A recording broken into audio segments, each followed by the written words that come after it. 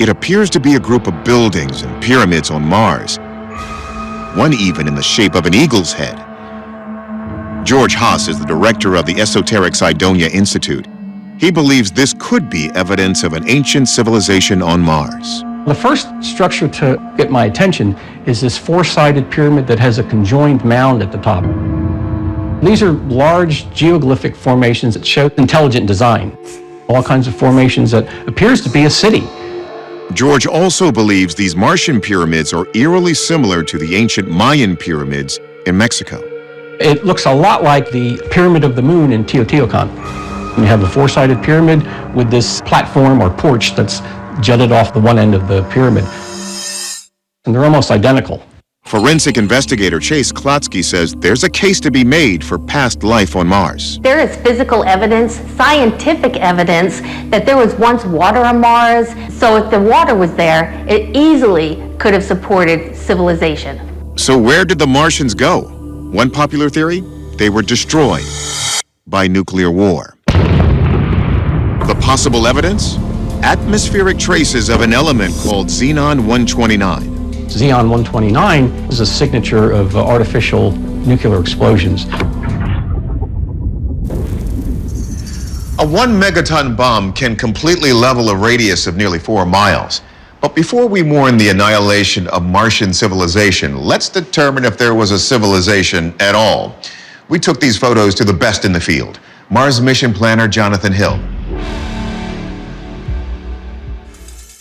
Hill begins by examining the large eagle's head structure. Could that be by design?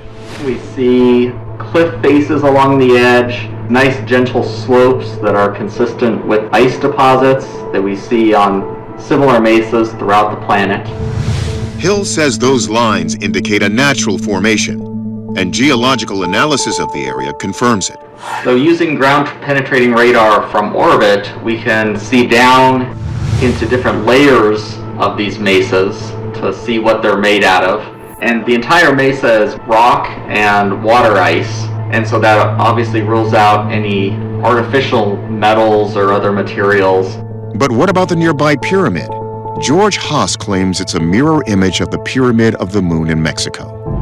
Were the two built by the same hands? When you look at it, the difference between an actual pyramid is that all the angles are perfect. They were artificially engineered. When you look at a mesa like this, the edges aren't straight, they're all curves. The top is not centered. The geometry is just not there. And that evidence of nuclear war on Mars? The Xenon-129? Xenon is a naturally occurring gas. We find traces of it in our atmosphere here on Earth, so it's not surprising that we find traces of it on Mars. After years of studying the red planet and claims of amazing structures there, Hill believes there's a psychological explanation for what people think they are seeing on Mars, the phenomenon known as pareidolia. It's basically where the human brain goes a little too far, and it implants patterns where patterns don't exist. And so I think people have to really prove to themselves that they're not being affected by this known effect. So it's simply a trick of the eye. And turns out that sometimes we 看盘的时候啊，看的那个讯号灯就跟着我的那个 things we want to see and not what's actually there. So our verdict? Pareidolia. But don't let that stop you from looking up at the stars for that alien life. We may still find the proof one day. It's March 2020 in the English port town of Falmouth.